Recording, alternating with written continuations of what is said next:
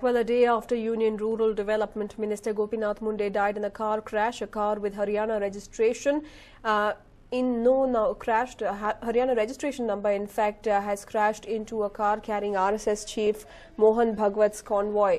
The incident occurred in Delhi's cantonment area at around 12:15 p.m. Nobody was injured in the incident. Well, my colleague Akshita joins us with more details on this. Well, Akshita, what more can you tell us? Well, Akshita, if you can hear me, can you give us more details into the case? Right, Nishita. In fact, it is quite a scare because of what we witnessed just yesterday with Gopinath Munde. So, of course, when these initial reports came out that Mohan Bhagwat's convoy had, in fact, met with an accident, the worst was pretty much imagined. And several people also started saying that Mohan Bhagwat himself was injured. But all that was put to rest. Absolutely nothing has happened to the RSS chief. We understand that he was traveling in a convoy. This was in the Delhi cantonment area. In fact, he too was making his way to the airport. So it's almost a chilling reminder of sorts. However, what we do understand is that he was traveling in a convoy, and the security vehicle right behind his car is what was hit by another car. Now, we understand that the person who hit the convoy's registration plate has been taken in by the authorities, by the security, to hand over to the traffic police. We understand that he had a Haryana registration. So yet another scare. However, all is well. We do understand even the RSS leader, Ram Madhav, has gone ahead and tweeted and stated quite clearly that there's absolutely nothing to worry about, that Mohan Bhagwat is perfectly fine, and he's also left from the airport for wherever he was headed. So it was just a minor scare more than anything else, but it was a security vehicle behind his that in fact got hit by the vehicle. But even his security people, nobody has been injured, is what we understand, Nishta. And also, this comes a day after the Maharashtra BJP had gone on to cry foul and say that they smell a rat as far as the way in which Gopinath Munde passed away. This another accident in just 24 hours. We'll see many such allegations and speculations come to light. Absolutely, Nishita. It'll almost seem like maybe BJP or the RSS leaders are being targeted or something of the sort. There's no doubt that this also will be questioned to a great extent. But unlike the case of what happened with Mr. Gopinath Munde, here, of course, Mohan Bhagwat was traveling in his convoy. We understand that he had his usual security crew along with him. And considering that he too was on his way to the airport, there's no doubt that there will be a lot of connections drawn. There will be a thread that's connected between the two incidents. But what we also need to highlight at this point is that we really cannot highlight whether it is a conspiracy, whether it's not, whether it's an accident, whether it's not. But what we need to highlight is that the RSS chief is very much safe, and there's absolutely no need to worry, Nishita. Right. Thank you for joining us with all those details, Akshita. Well, in fact, nobody was injured in the incident, and the RSS chief is said to be completely safe. The security staff of the RSS chief has taken the number of the car that collided with his convoy and given it to the traffic police. Minutes after that, RSS spokesperson Ram Madhav clarified Bhagwat is safe and there is nothing to worry.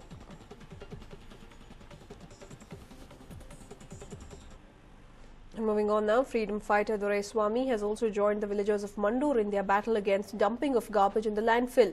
Ravi Krishna Reddy, the AAP leader, also joined the protest, but he was detained by the cops. The residents of Mandur are continuing their protest for the fourth straight day. They have refused to allow any trucks to enter the landfill. The protesters had locked the gates of one of the landfills as well. The situation became tense after the police imposed Section 144 at Mandur. It has come into effect since 6 p.m. last evening and will continue for the next 3 days. Hundreds of protesters have been arrested as well.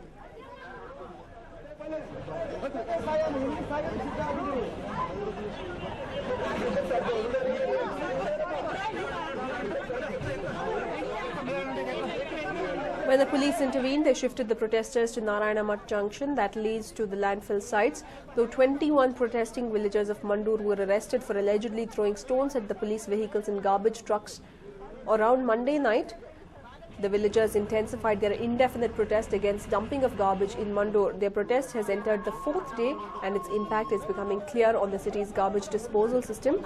There was uncleared garbage heaps in many areas, but the government is in no mood to budge. Angered by the arrest, around 300 villagers, mostly women, are staging a dharna at the landfill.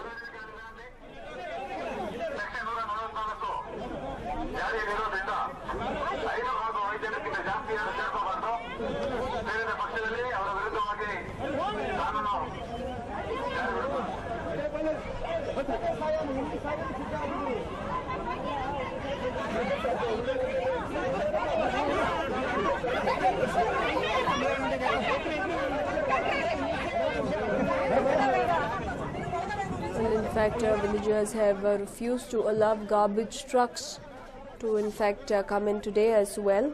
Despite Section 144 being imposed, the villagers staged a dharna, but soon the police officials swooped in and have taken the villagers into custody. We can see a row of garbage trucks waiting to dump their load in the landfill.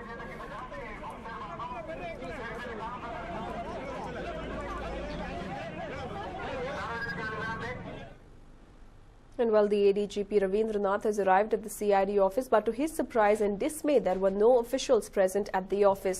The angry ADGP then lashed out at the CID that they are making a mockery of him by summoning him for interrogation and not being present during office hours. ನಾನೀಗ ನನಗೆ CODಗೆ ಮತ್ತೆ ಕರೆಸಿದ್ದಾರೆ. ಈಗ ನಾನು DG CID ಚೇಂಬರ್ಗೆ ಹೋಗಿದ್ದೀನಿ, ಅವರು ಇನ್ನೂ ಬಂದಿಲ್ಲ.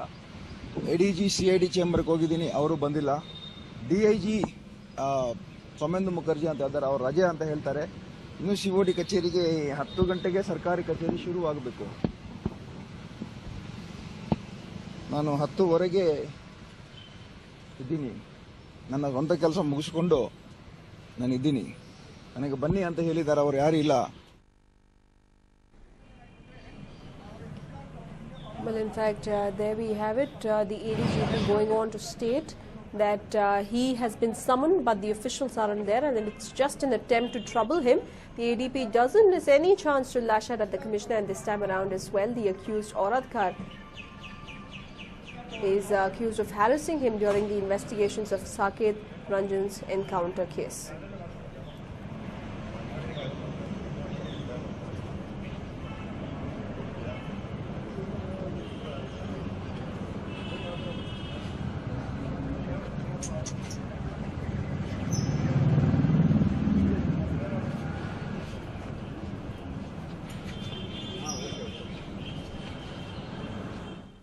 What is this Auradkar? He is a 87 batch IPS officer. A Bangalore City Commissioner should be one who is a senior most and who has got high experience, who has got all the laurels. That way, Mr. M.N. Reddy, 82 batch, 5 years senior to him, 84 batch, quite senior to him. He has got laurels. Mr. Kishore Chandra, he has got laurels. Mr. Prem Shankar Meena, he has got laurels, what all this man has got. They are very senior to him, very experienced to him, respected by many people. More than him, people respect these officers. Government should have posted them as commissioner. They are eligible legally. They have not gone court, otherwise they would have become commissioners. They have been sidelined. 84 batch. Now come to 85 batch. This A.M. Prasad is himself, although he abused me, I tell the press, he is a professionally competent officer. Well, there we have it. Accusations being made by the ADGP. He went on to claim that Raghavendra Auradkar practices untouchability. In fact, while speaking to News9 just yesterday, he very categorically claimed, very clearly accused that the Raghavendra Auradkar has been given the commissioner's post because of his caste. Meanwhile, the ADGP has upped the ante against Raghavendra Auradkar. He accused him of practicing untouchability with other officials and using the caste card to get the commissioner's post as well. He even went on to accuse the government of wrongfully using or choosing Auradkar over other senior and capable IPS officer.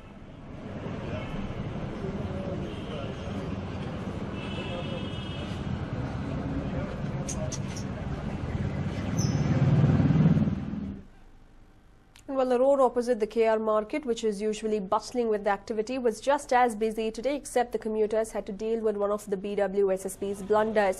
From leaking sewage to garbage and an overpowering stench, the pedestrians have been dealing with this for the past 4 days. The water board officials are said to have arrived at the spot a couple of days ago to take stock of the situation, but evidently no action whatsoever has been taken to fix the glaring problem. They have now engaged in a blame game with the BBMP water board, has stated that these drains come under the Palike's purview, while the Palike has remained mum on the situation. Some have stated that the drains were damaged because of metro constructions which are being undertaken nearby. Meanwhile, the road capacity has been reduced to half because the vehicles refuse to go anywhere close to the seeping drains.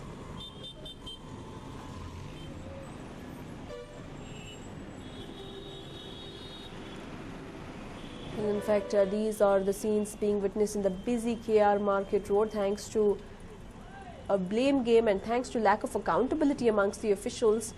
A drainage pipe has opened up, and what is shocking is that we are seeing this man clear up the mess using his bare hands. There are no gloves, there are no boots, and he's putting his bare hands into the garbage and the drainage that is seeping from under the ground thanks to a broken pipe. Horrific and inhumane scenes being witnessed on the streets of Bengaluru. While on one hand we claim to be the IT city, on the other hand this is the state of our roads and the state of the people who are cleaning it up for us.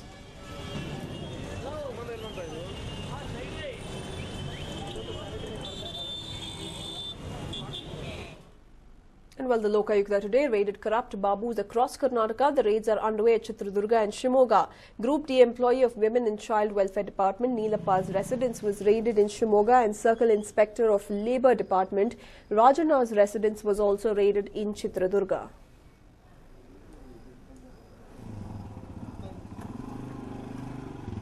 Well, in fact, raids underway at Chitradurga and Shimoga. Lokayukta, based on various complaints against these babus, have conducted a series of raids. These babus are accused of indulging in illegal activities and acquiring properties as well as valuables disproportionate to their known sources of income.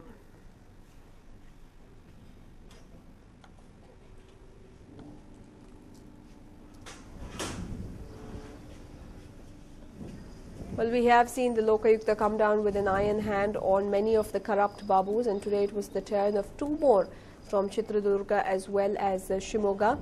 Wasting no time, the Lokayukta officials cracked down on the two babus.